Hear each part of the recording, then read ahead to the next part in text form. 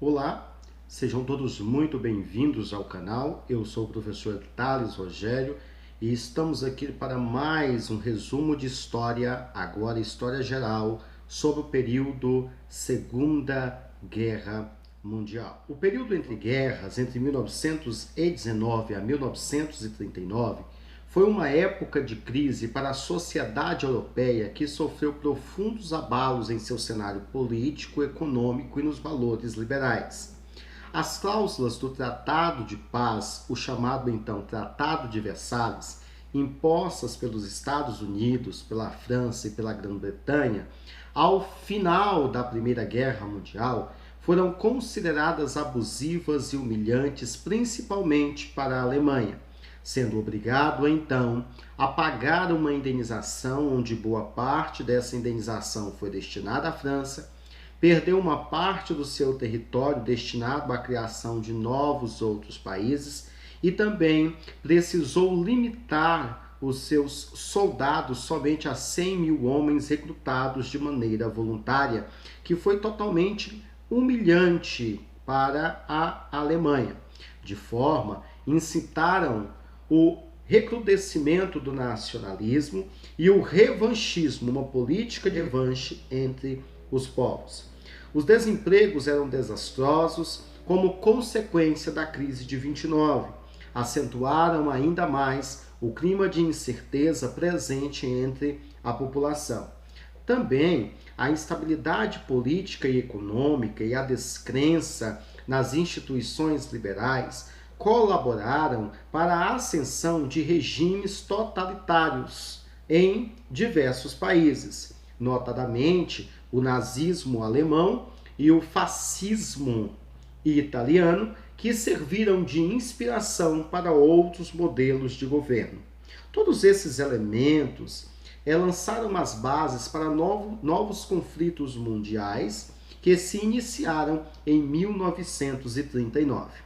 As duras condições impostas à Alemanha em 1919 e a crise econômica de 10 anos favoreceu o crescimento do nazismo na Alemanha. Em março de 1929, havia na Alemanha em torno de 2,8 milhões de trabalhadores sem emprego. Em 1931, o número de desempregados era superior a 5 milhões.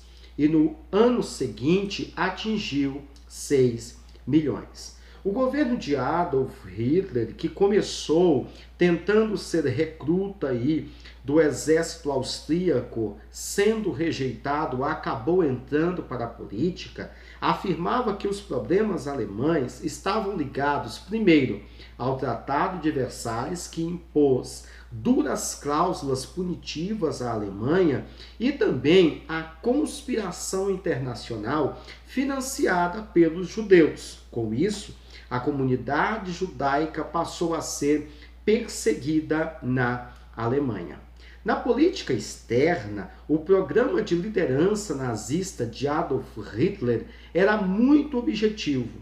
Em primeiro lugar, queria recuperar regiões que antes eram pertencentes à Alemanha, ricas em matérias-primas, valiosas para o pleno desenvolvimento industrial e principalmente o fortalecimento do Terceiro Reich. O Terceiro Império Alemão, sendo que o primeiro fora o Sacro Império Romano-Germânico na Idade Média e o segundo o Império de 1870. Depois, conquistaria fontes de matéria-prima em territórios sob controle de povos inferiores. Hitler cobiçava o petróleo da Romênia e o Cáucaso, o carvão e o ferro da Sibéria e o trigo ucraniano. Para alcançar esses objetivos, em 1935, a Alemanha estabeleceu o serviço militar obrigatório e iniciou o seu rearmamento.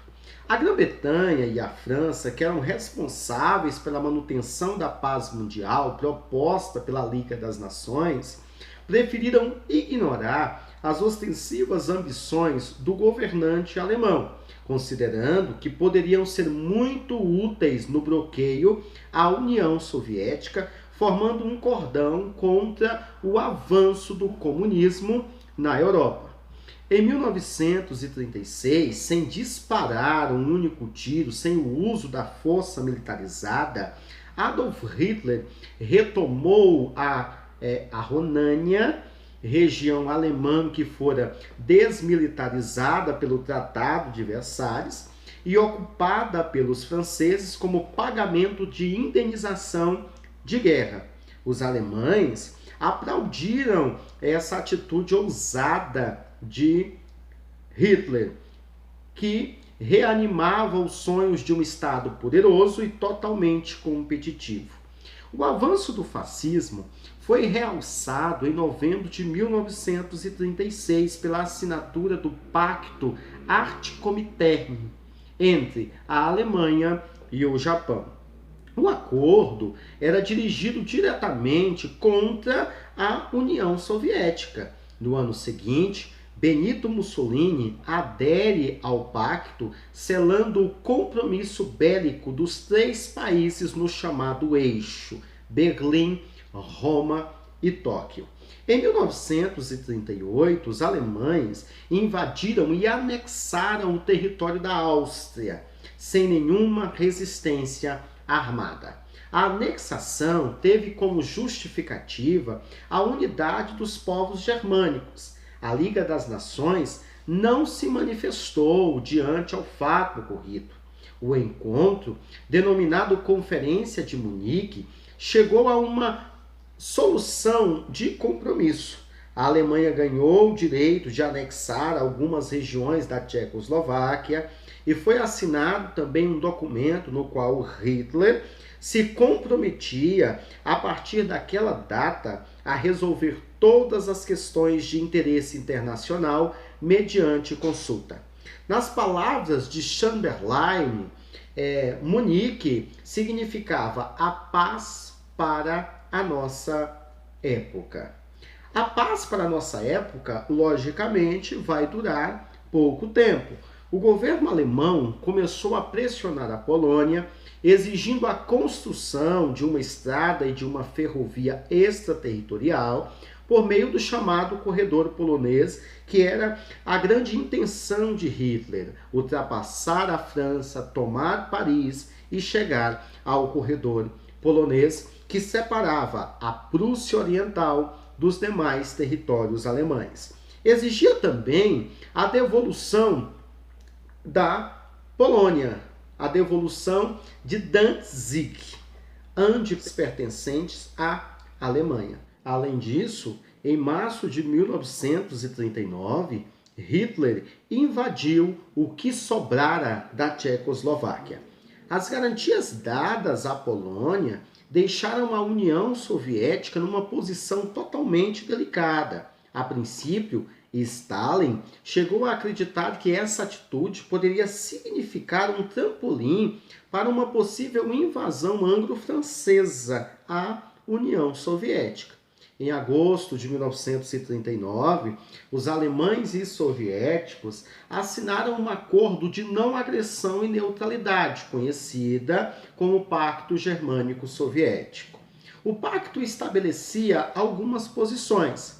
Se a Grã-Bretanha e a França decretassem guerra à Alemanha, após um eventual ataque alemão à Polônia, os soviéticos deveriam manter-se afastados do conflito. Outra cláusula dividia o território polonês em duas zonas de influência, a Alemanha e a soviética. O Pacto Germano-Soviético evitava que a Alemanha tivesse de lutar em duas frentes, como acontecera em 1914, na Primeira Guerra Mundial. Com isso, desde a ascensão de Adolf Hitler ao poder, foram instituídas medidas que limitaram os direitos civis e segregavam a comunidade judaica da Alemanha. As chamadas leis de Nuremberg, em 1935, por exemplo, proibia a união de judeus e alemães, entre várias outras determinações. Além disso, os judeus não podiam utilizar o transporte público ou possuir carteira de habilitação e eram impedidos de deixar o município em que moravam. O uso de uma estrela amarela sobre a roupa foi tornada obrigatória para facilitar a identificação do povo judeu pela polícia alemã. Em 1942, anos após a eclosão da guerra, os nazistas deram início a uma chamada política da solução final, que consistia em enviar os judeus que habitavam os chamados guetos, né? Está aparecendo para vocês aí uma foto de como que funcionava o campo de concentração e os guetos, criados na Alemanha e na região europeia ocupadas para os campos de concentração e extermínio, onde eram submetidos a um regime de trabalho forçado, o que não estava apto, né, a realizar qualquer atividade, dentre eles idosos, doentes, crianças, trabalhadores que não eram considerados essenciais, eram duramente aí assassinados nas câmaras de gás, né? E como exemplo disso nós temos aí o filme A Lista de Schindler, que fica aí para vocês assistirem e ver aí como que funcionava o campo de concentração e o regime de trabalho. Os principais campos de extermínio construídos pelos alemães foram o de Auschwitz, o de Birkenau e o de Treblinka, né? Ambos em território polonês. É importante também mencionar que, historicamente, já existiram vários outros campos de concentração bem antes do início da Segunda Guerra Mundial, como o de Dachau, instalado nos arredores de Munique em 1933, o de Buchenwald, construído nas proximidades de Weimar em 1937. No primeiro momento, esses campos de concentração eram destinados para inimigos do regime. Como ocorreu o desenrolar da guerra, novos campos foram instalados e receberam, além dos judeus, ciganos, portadores de necessidades especiais, pessoas eslavas, homossexuais e testemunhas de Jeová. Em 1941, depois da conquista de territórios do leste europeu, como a Bulgária, a Iugoslávia, a Albânia, a Grécia, a Romênia e a Hungria, Hitler decidiu invadir a União Soviética, dando início em junho à chamada Operação Barbarossa. Tal operação visava derrotar o comunismo e apoderar-se dos recursos naturais vitais, como o petróleo, para a continuidade da guerra. No primeiro momento, os alemães tiveram algumas vitórias importantes. Chegaram a sitiar Leningrado, as portas de Moscou, em outubro. Em dezembro, no dia 7, o Japão lança um ataque aéreo, né, surpresa, à base militar norte-americana de Pearl Harbor, no Havaí, afundando e colocando fora de combate boa parte da frota dos Estados Unidos no Pacífico. As tentativas do governo de Washington de impedir as constantes ameaças à integridade da China teria motivado a atitude dos japoneses decididos a se livrar da presença norte-americana na Ásia. Logicamente, esse ataque de imediato sofreu algumas repressões. Os Estados Unidos impôs alguns embargos econômicos para o Japão. Só que mais à frente, anos se passando aí, os Estados Unidos vai reagir ao Japão com o ataque das bombas das cidades de Hiroshima e Nagasaki. Só que um dia, após o ataque japonês de Pearl Harbor, o presidente Franklin Delano Roosevelt, então presidente dos Estados Unidos, entregou ao Congresso americano uma mensagem anunciando seu desejo de declarar guerra ao Japão, que foi prontamente aceita pelo Congresso. com a sua indústria funcionando, a indústria americana funcionando em ritmo acelerado, contando com armas e equipamentos modernos, além de soldados muito bem treinados, os Estados Unidos ajuntaram-se aos aliados no combate aos países do eixo, que era a Alemanha, a Itália e o Japão. Em 1942, a guerra começou a tornar-se favorável aos aliados. No mar, os norte-americanos impuseram derrotas aos japoneses. Em terra, os soviéticos resistiram aos avanços alemães na cidade de Stalingrado. No norte da África, em 1943, os alemães da Afrika Korps foram vencidos por tropas anglo-americanas, que depois ocuparam a Sicília e desembarcaram na Península Itálica. Ainda aí no ano de 1943, durante a Conferência de Teherã, Joseph Stalin, o primeiro-ministro britânico, Winston Churchill e o presidente Roosevelt ajuntaram suas estratégicas para a derrota da Alemanha.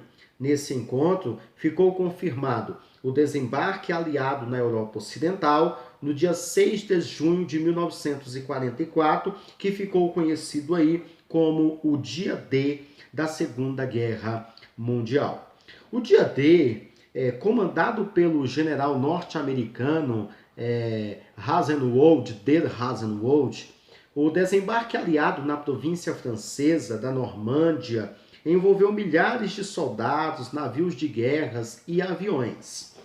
Apesar da dura resistência alemã, o desembarque foi bem sucedido e os aliados iniciaram seu lento, mas contínuo avanço em direção à Alemanha, libertando Paris e o norte da França do jugo nazista. Enquanto o exército soviético, ao extremo oposto da Europa, libertava a Romênia, a Bulgária e a Iugoslávia do domínio alemão. Diante da perspectiva do prolongamento do conflito, os Estados Unidos optaram por um novo tipo de arma, a bomba atômica.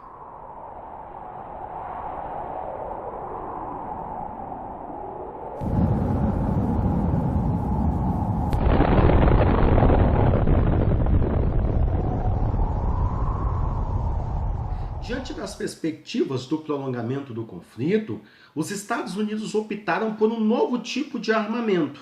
Agora é usado a bomba atômica. O primeiro ataque nuclear realizou-se contra a cidade de Hiroshima no dia 6 de agosto de 1945, matando aí cerca de 140 mil pessoas, e o segundo foi 3 dias depois, que teve como alvo a cidade de Nagasaki e provocou aí mais de 70 mil mortes. A rendição do Japão foi assinada no dia 2 de setembro de 1945 e a ocupação do país por tropas aliadas estendeu-se até 1956.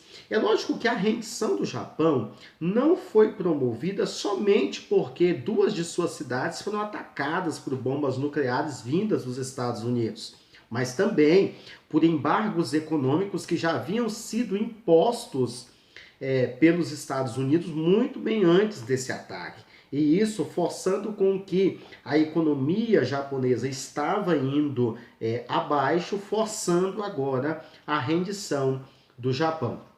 Em fevereiro de 1945, foi realizada a Conferência de Yalta.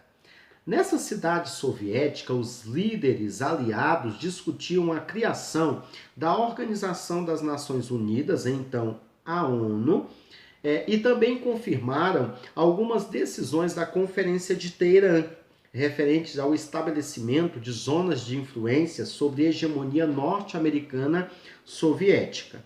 Por esse acordo, coube à União Soviética o predomínio sobre o leste europeu, a ser traçada a divisão do mundo em blocos, que mais à frente vai ser desencadeada a Guerra Fria, os Estados Unidos contra a União Soviética, e tornaram-se antagônicos sobre a hegemonia aí desses dois países. De um lado, os Estados Unidos defendendo os ideais capitalistas, do outro lado, a União Soviética defendendo os ideais socialistas.